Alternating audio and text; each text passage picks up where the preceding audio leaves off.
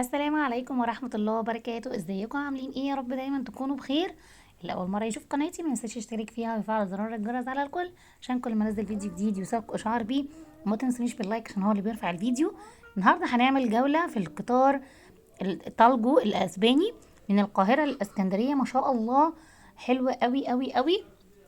عامل يا جماعة شبه الطيارة من جوه. هوريهولكوا دلوقتي. هقول لكم كمان سعر التذكرة قد ايه.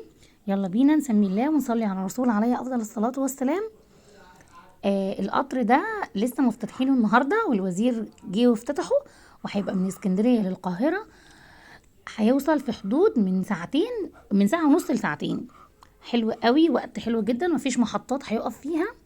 وكمان من جوه كده تحس ان هو طيارة ما شاء الله. بصوا القطر ما شاء الله مساحته قد ايه. في درجة تانية وفي درجة اولى. الدرجة الاولى ب200 جنيه، والدرجة التانية ب150 جنيه. وفي شاشة جوه ما شاء الله تبين لك درجة الحرارة، تبين لك قد ايه مشيتي كيلوات. حلوة قوي ما شاء الله. اللهم بارك. يا رب كده دايما مصر من تقدم لتقدم. بصوا صورته بالنهار بقى حلو ازاي اهو من جوه. الله الله على الحلاوة ما شاء الله.